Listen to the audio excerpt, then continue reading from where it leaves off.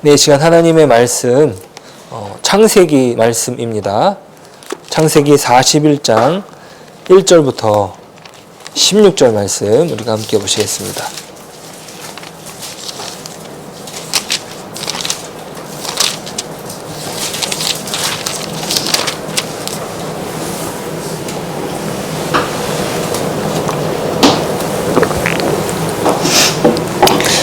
일 1절부터 제가 읽겠습니다. 만 2년 후에 바로가 꿈을 꾼즉 자기가 나일 강가에 서 있는데 이 아름답고 살진 7 암소가 강가에서 올라와 그 뒤에 또 흉하고 파리한 다른 7 암소가 나일 강가에서 올라와 그 소와 함께 나일 강가에 서 있더니 그 흉하고 파리한 소가 그 아름답고 살진 7을 먹은지라 바로가 곧 깨었다가 다시 잠이 들어 꿈을 꾸니 한 줄기에 무성하고 충실한 7 이삭이 나오고 그 위에 또 가늘고 동풍에 마른 7 이상이 나오더니 그 가는 7 이삭이 무성하고 충실한 7 이삭을 삼킨지라 바로가 깬즉 꿈이라.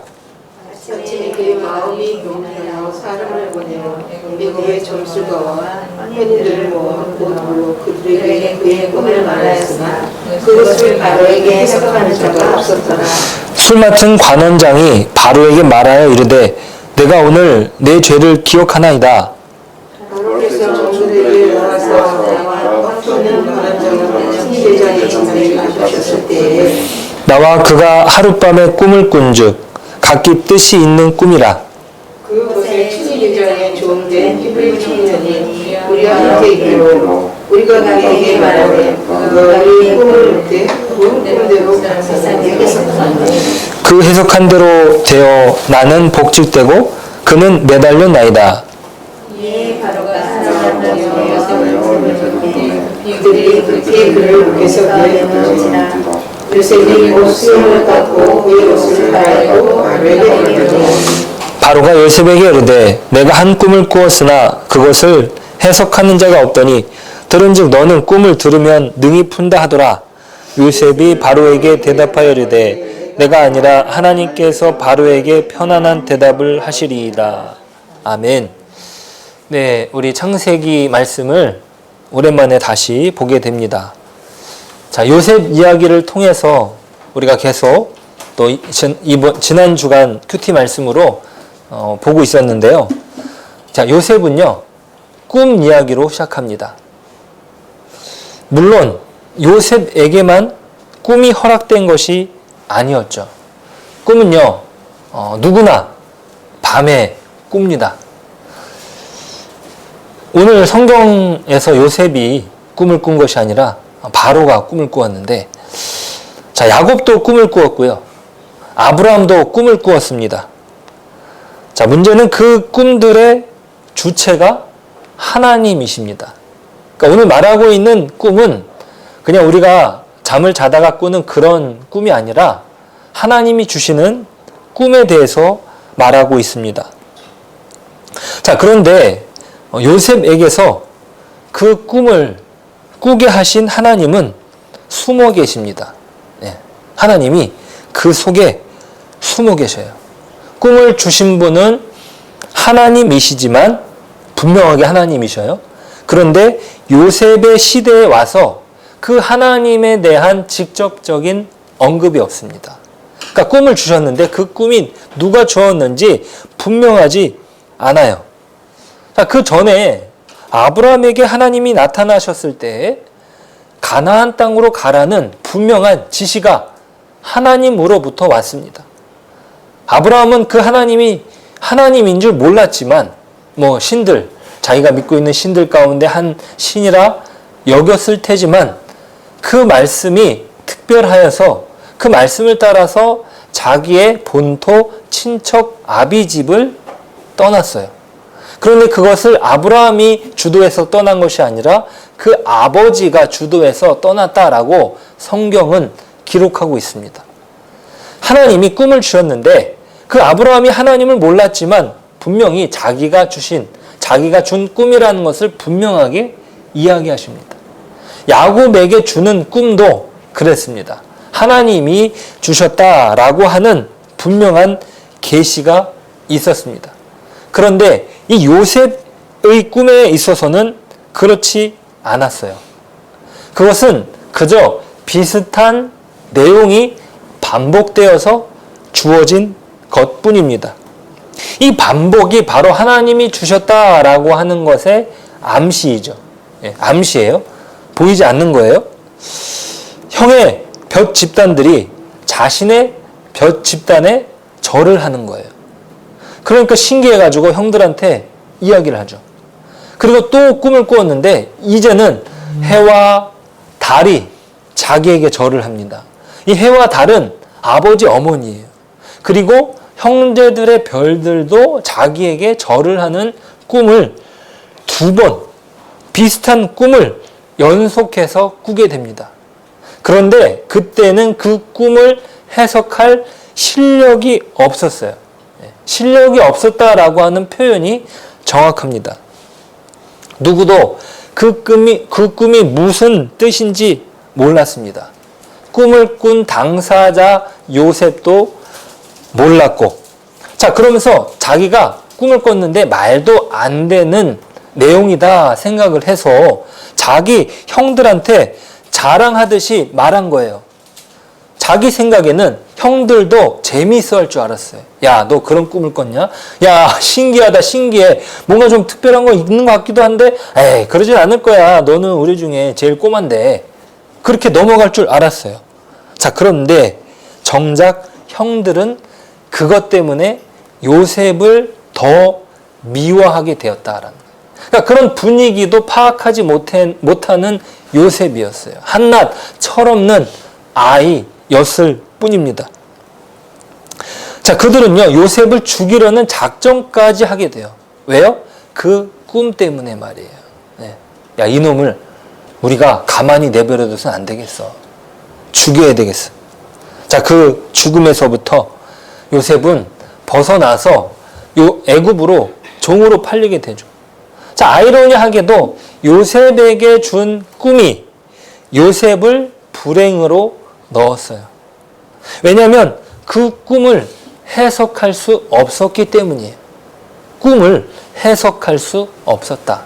자, 오늘 본문의 중요한 키포인트입니다. 자, 그렇게 꿈을 해석할 수 없었던 요셉이 꿈을 해석하는 위치에 섰습니다. 자, 요셉이 종으로 간 애굽의 바로 왕이 꿈을 꾸었기 때문이에요.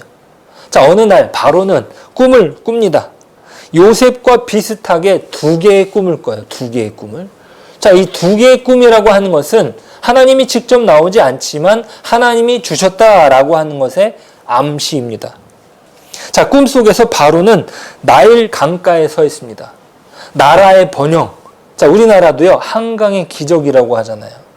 자, 애굽 땅도요, 이 나일강이 잘못되면 안 됩니다. 자, 이 나일강에 서가지고 흐뭇한 미소를 바로가 띱니다. 우리나라의 젖줄, 이 나일강, 이 나라의 번영을 가져다 주는 이 물줄기. 그게 꿈에 선명하게 보여집니다. 자, 그런데 살찌고 통통한 7 암소가 강가에서 올라와서 갈밭에서 뜯어 먹습니다. 참, 누가 키웠는지 소를 잘 키웠다. 네, 생각했습니다. 그리고 뒤에 아주 깡마른 7 암소가 나일 강가에서 올라오더니 이것들이 미쳤나? 앞서 살찐 소를 잡아먹는 거예요. 아이고, 이게 무슨 꿈이야? 이러면서 꿈속에서 번쩍 눈을 뜨고 말았습니다. 아유, 이게 무슨 꿈이지? 그리고 다시 잠에 들었습니다. 자, 또 꿈을 꾸는데 이번에는 탱글탱글한 이삭이 올라옵니다. 아, 이건 또 누가 농사를 졌길래 이렇게 잘 지었나 생각을 했습니다. 그런데 이제 뒤에 아무 힘없는 이삭이 올라오더니 이것들이 미쳤나? 또 탱글탱글한 이삭을 잡아 먹는 거예요. 아이고 이게 뭔 일이야 하면서 꿈에서 깨가지고 이제는 잠을 못 자는 거예요. 설쳐버립니다. 이게 도대체 무슨 꿈인가? 그냥 넘어가지 못할 것 같습니다. 아무래도 이 꿈들이 이상하다 생각한 것이에요. 꿈속에서 본 자신이 바라보았던 나일강, 나라의 젖줄입니다. 나일강이 어떻게 된다는 이야기인가? 도무지 알 수 없는 이 꿈속의 신호, 어떤 특별한 신호예요. 무슨 의미인지 알고 싶었어요. 그 궁금증은 계속 증폭해서 바로를 괴롭히고 있습니다. 자, 그래서 나라의 중대사를 다 중단시키고요. 그날 있었던 모든 일정을 다 스탑시켜버린 거예요. 나라를 멈출 만큼의 중요한 일이라고 바로가 여겼다는 것이에요. 네. 그래서 이 꿈을 해석할 만한 사람들을 다 불러 모으라 했어요.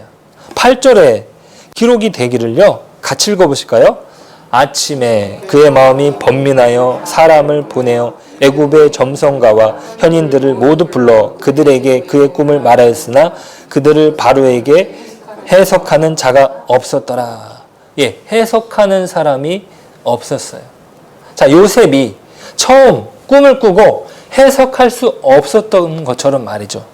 자, 바로가 애굽의 점술가들과 철학가들, 지혜자들을 모았어요.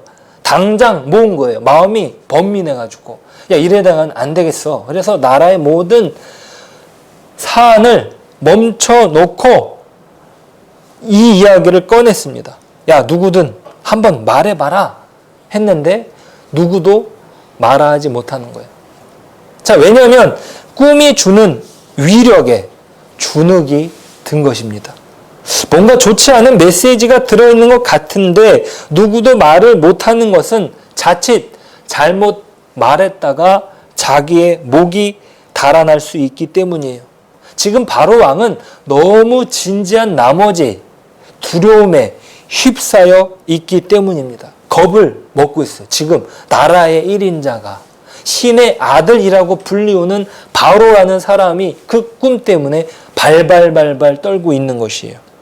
자, 이것이 무엇을 말해줍니까? 꿈은 바로에게서 주도권을 빼앗아가 버린 것이에요. 자, 지금 바로가 주체가 아니라 누가 주체가 되고 있습니까? 꿈이 주체가 되고 있습니다. 자, 바로는요, 지금 꿈의 메시지를 받아야 하는 객체가 되었어요. 그 전에는요, 바로의 말이 곧 나라의 말이에요. 바로가 이렇게 하라 하면은 그 모든 사람들이 자기 일을 멈추고 모일 정도의 메시지의 힘을 가지고 있었어요. 자, 그런데 그것이 뒤바뀌었죠. 꿈이 무엇을 말하는지 지금 들어야 되는 위치에 바로가 서게 된 것입니다. 왕은 더 이상 나라를 다스리는 주체가 아닙니다. 더 이상 메시지를 만들어내지 못하는 것이, 자신이 메시지의 권위를 부여할 힘이 꿈 앞에서 무너지고 만 것이에요. 자, 이렇게 왕이 주도권을 상실하게 되는 것은요, 요셉이 나서는 길을 만드는 것입니다. 네, 그 역할을 하는 거예요. 제국의 가장 뛰어난 지혜조차도 벙어리를 만들어 버리는 그 위협감은 그들이 당하지 못하는 것이에요. 조금이라도 말을 할 수 있을 텐데 지금 아무 말도 하고 있지 못합니다. 왜냐하면 이것은 하나님이 주신 꿈이기 때문이에요. 천국이 도적같이 임하는 것처럼 갑작스럽게 꿈이 임한 것입니다. 자, 이런 비슷한 내용이 신약에서도 나오고 있는데요. 마태복음 2장을 가보실까요? 마태복음 2장 1절로 3절입니다. 같이 한번 읽어보겠습니다. 헤롯 왕 때 예수께서 유대 베들레헴에서 나심에 동방으로부터 박사들이 예루살렘에 이르러 말하되 유대인의 왕으로 나신 이가 어디에 계시냐? 우리가 동방에서 그의 별을 보고 그에게 경배하러 왔노라 하니 헤롯 왕은 온 예루살렘이 듣고 소동한지라. 아멘. 자, 예수님이 태어나셨다는 소식, 헤롯 대왕은 무기력함을 느낍니다. 왜냐하면 이 메시아 탄생의 배경을 이 유대 왕은 잘 모르고요. 그리고 그 이야기를 들으면서 자신의 미래가 좀 불확실하게 느껴지는 거예요. 자, 하나님의 꿈은요, 헤롯과 오늘 본문의 바로도 그 힘을 잃게 만듭니다. 자기가 왕인데 지금 왕이 나온다는 이야기를 지금 듣고 있고, 자기가 왕인데 지금 나일 강이 어떻게 될 것 같은 그런 꿈 앞에 지금 겁이 난 거예요. 이 꿈에 의한 이 바로의 무력화는 요셉의 길을 예비하고요. 그 힘은 예수님을 예비했죠. 갑작스러운 꿈으로 왕이 자신의 힘으로 어떻게 하지 못하는 두려운 현실을 맞이하게 된 것입니다. 자, 헤롯은요, 그 알 수 없는 두려움에 떨고 그 알 수 없는 힘을 저항하기 위해서 무엇을 했습니까? 그 주변의 아이들을 다 죽이고 맙니다. 자, 그러니까 바로가 번민한 것은 무리가 아니에요. 얼마나 두려움에 떨었냐 이거예요. 그 꿈의 의도를 알아내고 자기가 할 수 있는 모든 힘을 동원해서 그것을 막아야 된다라고 하는 것에 혈안이 되어 있는 것이. 지금 이 상황을 이해하시겠습니까? 자, 이 속수무책으로 아무런 방법도 찾지 못하는 그때 술 맡은 관원이 손을 듭니다. 제가 할 말이 있습니다. 뭐예요? 요셉을 소개하기 위해서죠. 자, 이제 요셉이 등장할 모든 준비가 마련되었습니다. 꿈의 전문가들이 모였지만 그 꿈을 주신 분이 하나님이시기에 누구도 풀 수 없었어요. 그 하나님의 이름으로 꿈을 풀어준 요셉이 지금 기어난 거예요. 술 맡은 관원장이. 우리 오늘 본문 9절부터 13절 말씀 같이 한번 읽어볼까요? 자, 술 맡은 관원장이 바로에게 말하여 이르되 내가 오늘 내 죄를 기억하나이다. 바로께서 종들에게 놓아사 나와 떡 굽는 관원장을 친히 대장의 집에 가두셨을 때 나와 그가 바룻밤에 꿈을 꾼즉 각기 뜻이 있는 꿈이라. 그곳에 친히 대장의 종된 히브리 청년이 우리와 함께 있기로 우리가 그에게 말하매 그가 우리의 꿈을 풀되 그 꿈대로 각 사람에게 해석하더니 그 해석한 대로 되어 나는 복직되고 그는 매달렸나이다. 자, 여기 술 맡은 관원장이 요셉을 소개하면서 이렇게 말합니다. 내가 오늘 내 죄를 기억합니다. 그는 요셉에 대해서 죄스러운 마음을 갖고 있었습니다. 왜냐하면 요셉에게 부탁받은 것이 있었어요. 술 맡은 관원장은 요셉과 감옥에 같이 있었습니다. 자, 그곳에서 자기도 꿈을 꾸었어요. 뭔가 특별한 꿈 같았어요. 거기서도 두 개의 꿈이 등장하죠. 술 맡은 관원장이 꾸는 꿈과 빵 맡은 관원장이 꾼 꿈. 이 두 개의 꿈이 등장합니다. 바로에게서도 두 개의 꿈이었고요. 요셉에게서도 두 개의 꿈이었어요. 이 공통점은 뭐예요? 보이지 않는 하나님을 가리킨다는 것이죠. 하나님이 오늘 말씀에 드러나지 않고 있지만 분명하게 그 표시, 그 사인을 허락하셨다는 것이죠. 자, 술 맡은 관원장은 특별한 꿈을 꾸고 그 꿈에 대한 해석을 요셉이 해주었어요. 자, 그런데 그 해석해준 대로 자기가 풀려나게 되었고 또 자기가 맡은 그 일도 다시 할 수 있게 되었어요. 빵 맡은 사람은 죽게 되었지만 말이죠. 그렇게 자신은 나오고 요셉은 남겨졌는데 요셉이 했던 말이 있습니다. 우리 14절이에요. 14절 말씀 같이 읽어볼까요? 당신이 잘 되시거든 나를 생각하고 내게 은혜를 베풀어서 내 사정을 바로에게 아뢰어 이 집에서 나를 건져 주소서. 자, 술 맡은 관원장이라는 것은요, 바로 왕의 최측근 중에 측근입니다. 왕이 마실 술을 미리 점검해 보는 것은요, 왕이 왕의 신임을 맡은 사람이 아니고서는 맡을 수 없는 거예요. 그러니까 가장 지근거리에 있는 그 사람에게 요셉이 부탁을 하는 거예요. 제가 억울하게 지금 옥살이를 하고 있으니까 당신이 잘 되시거든. 바로에게 말 좀 해주셔가지고 제 이 억울함을 좀 어떻게 해요? 해결해 주십시오. 요셉이 원했던 것은 뭐예요? 이 사람을 통해서 바로의 힘을 빌리고자 했습니다. 그런데 하나님은 그렇게 요셉을 풀어주지 않으십니다. 왜요? 2년을 더 그곳에 머물게 하셨어요. 2년을요. 여러분, 그 약속 2년이 지난 뒤면 여러분 어떻게 하겠어요? 포기하겠죠. 아유, 그 사람이 까먹었나 보다.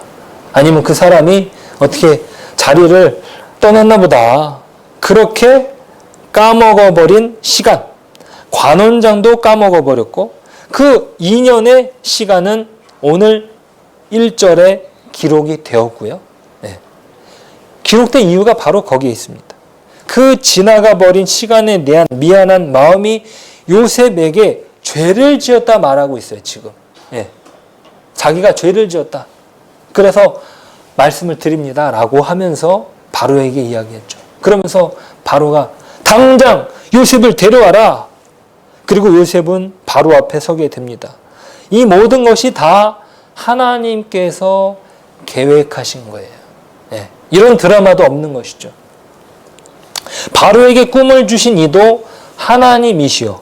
특별히 요셉에게 허락하셨던 꿈도 하나님이 주셨던 것입니다. 어떤 작가가 이런 작품을 쓸 수 있겠습니까? 네. 불가능한 것이에요.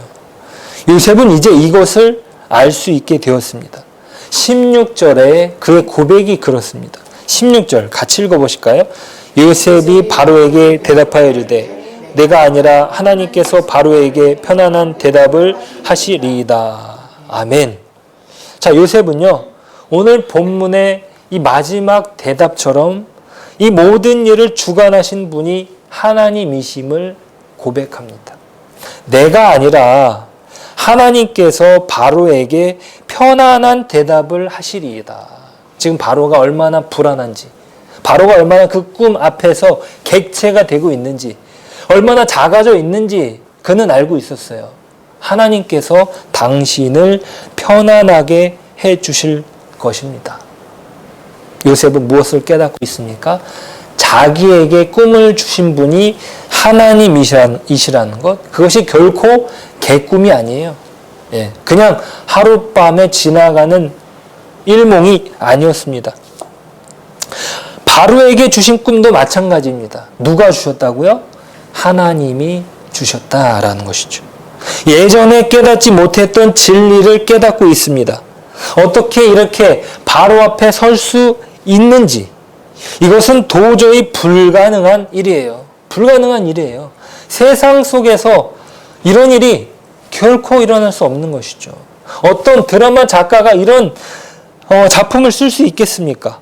하나님이 아니라면 불가능하다고 말하는 것이지요. 술 맡은 관원장도 잊고 있었던 시간은 요셉도 포기했던 시간이었습니다. 이렇게 요셉은 또 하나님을 만나게 된 거예요. 네. 하나님께서는 요셉이 훈련되기를 원하신 것입니다. 무엇보다 하나님의 관심은 누구에게 있었어요? 바로 요셉에게 있었다라는 것이요. 애굽을 주관하는 바로가 힘이 있는 것이 아니라 세상을 주관하시는 하나님께서 요셉을 새롭게 하실 것입니다. 이 모든 것이 요셉을 위한 훈련 도구였다라는 것이죠. 자, 우리 시편 105편 17절부터 19절이에요. 우리 지난주에도 읽었던 말씀인데 같이 한번 읽어보실까요? 그가 한 사람을 앞서 보내셨으며 요셉이 종으로 팔렸도다. 그의 발은 착고를 차고 그의 몸은 쇠사슬에 매었으니 곧 여호와의 말씀이 응할 때까지라. 그의 말씀이 그를 단련하였도다. 아멘. 자, 요셉은요, 지금 바로 앞에 서기 바로 직전까지도 2년의 시간을 감옥에서 더 보냈습니다. 아니, 충분할 것 같았는데 요셉이요, 그 관원장들의 꿈을 풀어주면서도 하나님이 이 꿈을 풀어주신다라고 말했으니까요. 충분했던 시간이었을 거라고 생각했어요. 그런데 요셉이 누구를 기대했습니까? 바로를 기대했습니다. 바로가 자신의 억울함을 풀어줄 수 있을 것이라 기대했어요. 그 2년이라는 시간 뭐예요? 사람에 대한 기대를 포기하는 거죠. 이 관원장, 나에게 신세를 진 이 관원장이 나를 잊지 않을 것이다 라고 하는 기대를 꺾은 것이고요. 그리고 자기의 억울함을 풀어줄 바로가 있다라고 하는 그 기대가 다 꺾이는 것이죠. 2년 생각해 보세요. 2년. 예. 다 사라져 버립니다. 그냥 내가 감옥에 있는 것이 하나님의 뜻이겠구나. 아마 감옥 생활을 열심히 했을 거예요. 그렇게 요셉은 하나님의 말씀으로 단련되었습니다. 내가 너를 포기하지 않고 있다. 내가 너를 훈련시키고 있다. 내가 내 방법으로 구원해 낼 것이다. 이 구원은 나의 선물이거든. 네. 구원이 하나님의 선물이라는 것. 여러분, 요셉에게 주셨던 하나님의 꿈은 선물입니다. 네. 그가 꾸고 싶었던 것도 아니고요. 그의 야망도 아니었어요. 만약 야망이었다면 그 형들에게 그렇게 말했을까요? 말하지 않았겠죠. 그들의 반응을 미리 점쳤을 거예요. 네.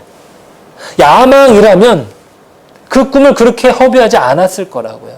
마음속에 간직하고 언젠가 내가 그날이 오면 다 갚아주리라 라고 생각했을 거예요. 인간이 가진 야망이라면요. 하지만 그건 하나님이 주신 꿈이었던 것입니다. 어렸을 적에 전혀 이해할 수 없었지만 선물로 주어진 것입니다. 꿈을 해석하는 능력도 하나님께서 베푸신 선물이에요. 그가 하나님의 말씀으로 훈련되고 단련되어 지금 바로 앞에 설 수 있었던 것입니다. 그 훈련이 바로 앞에 세웠습니다. 자, 그렇다면 하나님이 요셉에게 요구하시는 것은 무엇입니까? 꿈을 해석하는 능력을 잘 사용하길 원하십니까? 그러니까 내가 그런 능력을 줬으니까 너는 잘 써라. 이걸 원하시는 걸까요? 아니에요. 하나님은요, 요셉이 하나님으로 충분하길 원하신 거예요. 네. 모든 것을 다 포기하게 만드신 거죠. 야, 너는 나만 믿어라. 너는 세상 것 관심 가질 필요 없어. 야, 너 바로 쓸모없어. 야, 너 관원장 아무것도 아니야. 나만 믿어. 나만 봐. 그걸 원하신 거죠. 나를 의지해라. 이걸 위해서 2년이라는 시간이 더 필요한 것입니다. 그 2년 동안에 그가 깨닫는 것은 무엇입니까? 내가 의지했던 것이 하나님이 아니라 바로였구나. 내가 의지했던 것이 하나님이 아니라 권력이었구나. 내가 의지했던 것이 하나님이 아니라 재물이었구나. 내가 의지했던 것이 무엇이었는가? 그는 깨달았던 것입니다. 하나님이 그곳에서 꺼내 주실 것이라는 사실을 깨닫기 위함이죠. 왜 바로의 꿈을 누구도 풀지 못합니까? 아니, 한마디도 꺼내지 못하고 말벙어리가 되게 하신 이유가 뭐냐 이 말이에요. 꿈에 대한 어떤 탁월한 전문가들이에요. 뭔가 한마디를 할 수 있을 텐데 아무도 말하지 못하고 있어요. 비슷한 꿈을 2번이나 반복되게 꾸게 하심으로 바로를 더욱 공포스럽게 몰고 가신 이유는 뭡니까? 다 하나님께서 요셉을 꺼내시기 위한 장치예요. 당장에 요셉을 데려와라. 뭐 검증 과정도 없는 거예요. 네. 역사는요, 사람이 주관하는 것 같고, 역사는 승자들의 기록이라고 말합니다. 하지만 실제로 그 역사는 하나님이 주관하십니다. 왜요? 하나님 자신이 아니라 하나님이 사랑하시는 하나님의 사람을 훈련하시기 위해서예요. 네. 하나님이 사랑하는 사람을 훈련하시기 위해 그 역사를 쓰신다는 거예요. 우리 지난주 주일날 하나님이요, 우리를 파트너로, 우리를 동역자로 부르셨다는 것이죠. 언제요? 역사 속에서요. 역사 안에서요. 우리의 삶의 현실 속에서 우리를 불러내신 거예요. 요셉이 그 감옥에, 그 노예에, 그 속에 있으면서 내가 왜 여기에 있어야 되나? 내가 왜 도대체? 라는 그 현실 속에서 하나님은 있게 하셨습니다. 왜요? 그 가운데 그를 훈련하시기 위함이죠. 로마서 5장을 한번 보실게요. 로마서 5장 1절부터 4절입니다. 같이 읽어보실까요? 그러므로 우리가 믿음으로 의롭다 하심을 받았으니 우리 주 예수 그리스도로 말미암아 하나님과 화평을 누리자. 또한 그로 말미암아 우리가 믿음으로 서 있는 이 은혜에 들어감을 얻었으며 하나님의 영광을 바라고 즐거워하느니라. 다만 이뿐 아니라 우리가 환난 중에도 즐거워하나니 이는 환난은 인내를, 인내는 연단을, 연단은 소망을 이루는 줄 알미로다. 아멘. 자, 이 말씀은요, 이미 구원받은 성도들에게 하나님의 영광의 자리에까지 어떻게 하나님이 끌고 가시는가를 설명합니다. 그 영광의 자리로 가는 현실은 무엇입니까? 3절에서 말하는 것처럼 다만 이뿐 아니라 우리가 환난 중에도 즐거워한다고 했습니다. 자, 성도들이요, 그 완성의 길로 가는데 무엇이 주어진다고요? 환난이 준비되어 있습니다. 요셉도 마찬가지로 그 환난의 길을 걸었다고요. 요셉이 잘나서 하나님의 뜻을 깨달은 게 아니에요. 요셉이요, 노예로 팔리고요, 오히려 채색 옷을 입은 것이 그에게 독이 되었죠. 요셉이요, 노예로 가면서, 요셉이요, 죄수 생활을 하면서 훈련되었습니다. 그가 잘못해서 그랬다기보다 그의 형제들이 그를 모함해서 그가 노예로 끌려간 것이지만 환난은 필연적이었습니다. 왜입니까? 아직 준비되지 않았기 때문이죠. 요셉이 그 꿈을 하나님이 주셨지만 해석하지 못하였기 때문에, 그 실력이 없었기 때문에 이해를 못했습니다. 형제들도요, 시기하여서 요셉을 죽이려고 달려들었고요. 야곱은요, 편애를 하면서 얘가 더 특별한 애구나, 더 편애를 했던 것이죠. 그러면서 자식들을 갈등으로 내몰지 않았습니까? 그 상태에서 요셉의 총리가 된다 한들, 가족들의 절을 받는다 한들 무슨 소용이 있겠습니까? 네. 로마서의 말씀처럼 환난의 길을 통해 인내를 만들고요, 소망에 이르게 합니다. 환난에서 인내를 만드는 시간은 무엇을 의미합니까? 바로 경험을 의미합니다. 경험이에요. 하나님을 경험하는 것이에요. 그 인내의 경험은 신자로 하여금 성숙에 이르게 합니다. 아, 내가 필요한 것이 돈이 아니었구나. 내가 필요한 것이 사람이 아니었구나. 결국에 사람들은 배신하고요, 결국에 돈은요, 쌓였다가 없어지게 되는 거예요. 자, 요셉에겐 여전히 2년이란 시간이 어떻게 해요? 오늘 본문에는 필요했던 것입니다. 오늘 본문의 1절, 만 2년 후에라는 구절은 16절 요셉의 대답과 연결이 됩니다. 내가 아니라 하나님께서 바로에게 편안한 대답을 하시리이다. 이 요셉의 진득한 하나님과의 경험에서 바로가 아니라 하나님이 자신의 구원자임을 깨닫게 된 것이지요. 그렇게 요셉의 믿음은 실력이 쌓이게 된 것입니다. 하나님으로 채워지는 그 믿음의 실력 말이죠. 2년 전에는 여전히 바로에게 어떤 기대를 가져보려고 하지 않았습니까? 자신이 어떤 기대를 하고 어떤 것을 가지고 희망을 걸었는지 2년 동안 깨닫게 된 거예요. 아, 내가 걸었던 희망이 뭔지, 내 믿음이 여전히 어떻게 해요? 그 현실, 그 죄된 현실과 부딪히는 거죠. 예, 깨지는 거예요. 그렇게 2년 동안 깨지고 하나님이 그 요셉을 등장할 수 있도록 환경을 꿈을 통해 조성하신 것입니다. 자, 우리 베드로 전서를 한 번 더 찾아보겠습니다. 베드로 전서 1장 3절 4절이에요. 같이 읽어볼까요?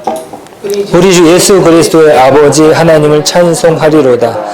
그의 많으신 긍휼대로 예수 그리스도를 죽은 자 가운데서 부활하게 하심으로 말미암아 우리를 거듭나게 하사 산 소망이 있게 하시며 썩지 않고 더럽지 않고 쇠하지 아니하는 유업을 있게 하시나니 곧 너희를 위하여 하늘에 간직하신 것이라. 자, 목표가 있습니다. 구원에는요. 우리가 구원을 받았다고 그것이 끝이 아니에요. 이미 받은 우리의 구원이 있고 그 구원이 향해져 가는 미래의 영광이 있습니다. 그것은 바로 약속이에요. 약속. 그 약속된 미래를 기다리고 있는데 이것이 바로 5절에 바로 기록이 되고 있는데요. 5절 말씀 같이 읽어볼까요? 너희는 말세에 나타내기로 약속하신 구원을 얻기 위하여 믿음으로 말미암아 하나님의 능력으로 보호하심을 받았느니라. 아멘. 자, 마지막에 예비된 구원을 위해서 하나님의 보호하심을 받는다는 거예요. 왜요? 우리는 늘 시험을 받기 때문이죠. 하나님이 보호해 주시지 않으면 우리는 넘어지고 사단의 괴롭힘에 상처를 입습니다. 하나님이 보호하신다는 거죠. 6절, 1장 6절 베드로전서 같이 읽어볼까요? 그러므로 너희가 이제 너희 여러 가지 시험으로 말미암아 잠깐 금신하게 되지 않을 수 없으나 오히려 크게 기뻐하는도다. 아멘. 그 완성으로 가는 과정이 시험이 있습니다. 그리고 이어서 7절에 같이 읽어볼까요? 너희 믿음의 확실함은 불로 연단하여도 없어질 금보다 더 귀하여 예수 그리스도께서 나타나실 때에 칭찬과 영광과 존귀를 얻게 하실 것이니라. 아멘. 자, 여기서 믿음의 확실함은 6절에서 말하고 있는 시험을 말하는 것이에요. 예. 믿음의 시험이, 믿음에서 당하는 그 시험이 그 믿음의 확실함 안에 거하게 한다는 거예요. 다른 말로 시험은 확실히 있다는 말이죠. 그 시험은 불로 연단하는 것과 같습니다. 불로 연단하는 것은 무엇입니까? 재련하고 정제하는 것이에요. 시간이 필요한 것이죠. 그러면서 불순물이 제거됩니다. 그 불순물은 무엇입니까? 바로 자기 의지, 자기 야심, 자기 의욕, 자기 자랑, 이런 것들이 다 없어지고 무엇만이 남아요? 하나님만이, 예수님만이 우리의 근거시고 힘이시고 소망으로 바뀌는 것이에요. 네. 그러니까 믿음의 단련, 그 금을 재련하는 불로 연단하는 과정을 통해서 그 불순물들이 빠져나가는 거죠. 예. 우리는 계속 아마 단련이 되어야 합니다. 그러면서 우리는 오직 하나님만이, 예수만이 우리의 근거시고 힘이시고 소망이라고 바뀌게 됩니다. 그런데 그러한 과정은 우리의 삶의 현실 속에 두심으로, 예, 우리의 삶의 현실 속에 두심으로 가능합니다. 이게 맞는가? 내가 신자가 맞나? 라고 하는 그 현실. 내가 꾼 꿈이 맞나? 싶을 정도의 현실. 요셉이요. 착고가 채워지고 온 몸이 꽁꽁 묶여가지고요. 몸이 그렇게 괴로운 게 아니라 그 영혼이 괴롭힘을 당하고 그 마음이 괴롭힘을 당하고 있는 것이에요. 이게 맞는가? 내가 예수를 믿는 게 맞는가? 내가 하나님을 믿는 게 맞는가? 라고 하는 그 삶의 현실 속에서 나를 두신다 이거죠. 이 삶의 현실이 바로 하나님이 우리를 다루시는 용광로예요. 네. 내가 주부로서, 내가 아내로서, 내가 엄마로서, 내가 교회의 한 성도로서, 권사로서, 장로로서 그 위치에서 두신다는 거죠. 그 삶의 현실을. 그런데 우리는 자꾸 우리의 신앙을 예수 믿은 자와 믿지 않은 자 사이에 다른 보이는 증거로서 나타내려고 한다는 거예요. 내가 뭔가 특별하게 내보이고 싶을 것을 드러내려고 하나님의 기적을 가져다 쓰려고 하는 유혹이 있다는 거죠. 그걸 정죄하시기 위해서 요셉에게 인연이 필요했습니다. 자, 우리가 요셉을 부러워할 필요가 없습니다. 요셉의 생애를 이렇게 기록하신 것은 하나님께서 그의 생애를 특별하게 간섭하신 것처럼 우리의 생애도 간섭하신다라는 것을 알려주시기 위함이에요. 자, 우리는 모두 다 요셉입니다. 따라해 보실까요? 나는 요셉입니다. 네. 우리 모두가 바울입니다. 하나님이 귀하게 쓰시는 자 못지 않게 하나님의 사랑과 구원의 열심의 대상이 누구라는 거예요? 나라는 거예요. 네. 요셉에게 꿈을 특별하게 주신 것처럼 나에게도 그 꿈을 특별하게 허락하십니다. 내가 남다르다는 것을 밖으로 겉으로 드러내면서 증명받으려고 애쓰지 마세요. 하나님께서는 우리 모두를 그의 자녀로서 완성되는 일에 그의 아들을 보내신 열심과 능력과 은혜와 사랑으로 모든 성도들을 남김없이 예외 없이 부족함 없이 매 사건 매 순간 매 나날들을 지키고 인도하고 계시다는 사실입니다.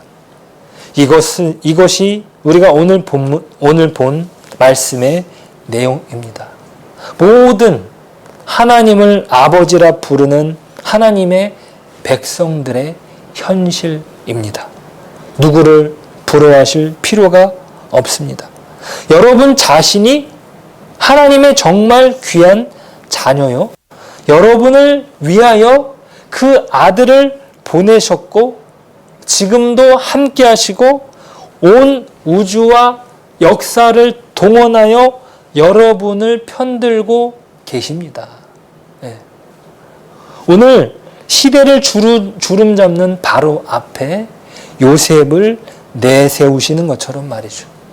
자, 이것을 확인하며 복된 신앙의 감격과 그래서 충성된 믿음이 있기를 축복합니다. 우리 함께 기도하겠습니다. 하나님, 우리가 다른 것을 부러워하지 않게 하여 주십시오. 하나님, 우리가 다른 것으로 만족하는 인생 살지 않게 해 주십시오.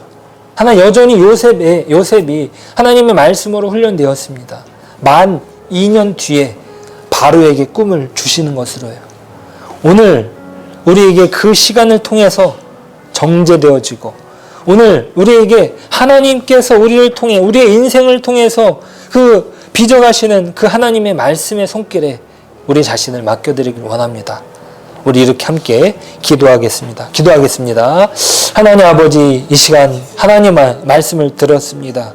우리가 하나님의 귀한 자녀로서 하나님의 말씀으로 훈련되어 가고 있다는 그 사실, 하나님 우리가 부족하지 아니하도록 하나님의 사람으로 우리를 불러주시고 우리가 하나님의 사람으로서 완성되어가는 그 길 위에서 우리를 붙잡고 계시고 우리를 보호하시며 우리를 지키시는 그 하나님의 은혜 앞에 저희들이 설 수 있도록 아버지 도와주십시오. 오늘도 이 말씀을 붙잡길 원합니다. 오늘도 이 말씀 앞에 우리가 훈련되어지고 확인하길 원합니다. 하나님의 사람으로서 마땅히 하나님의 훈련하시는 그 손길 안에 우리가 있게 하시고, 하나님께서 우리를 위해서 예수 그리스도를 이 땅에 보내시고, 하나님 그것을 통해서 구원을 이루시고, 또 구원의 완성을 위해서 우리를 단련하시고 또 우리를 인도하시는 그 하나님의 손길 안에 저희들이 있도록 하나님 붙들어 주십시오. 그 은혜 가운데 저희들 서게 하시고, 오늘도 내일도 하나님이 주시는 이 현실 속에서 우리의 믿음의 일들을, 또 믿음의 하나님 그 훈련들을 받으며 온전히 나아갈 수 있도록 붙잡아 주시옵소서. 하나님 감사합니다. 우리가 하나님의 자녀로 부르심을 받았습니다. 그것이 얼마나 큰 은혜이고 감사인지 모릅니다. 하나님 그 과정 중에 오늘 요셉이 훈련을 받았던 것처럼 저희들을 이 시간도 훈련하시는 줄 믿습니다. 그 훈련의 손길 안에서 우리가 만족하고 우리가 하나님만으로 만족하는 그런 신앙으로 성숙되어 갈 수 있도록 우리의 믿음의 실력이 점점 자라갈 수 있도록 하나님 오늘도 우리와 함께하여 주옵소서. 그 부르심 안에서 하나님을 자랑하고 또 하나님 안에서 믿음의 실력을 쌓아가며 또 하나님이 부르신 그 은혜에 감사함으로 마땅한 충성으로 나아가는 저희들 될 수 있도록 은혜를 베풀어 주옵소서. 이제는 주 예수 그리스도의 은혜와 하나님의 사랑과 성령의 교통하심이 오늘 말씀을 듣고 그 말씀 앞에 하나님의 자녀된 자랑을 가지고 하나님의 말씀으로 온전히 훈련되어 하나님의 구원의 영광 안에 거하길 다짐하고 떠나가는 성도들 머리 위에, 삶 위에, 사역 위에, 일터 위에 이제로부터 영원토록 함께 계실지어다. 아멘.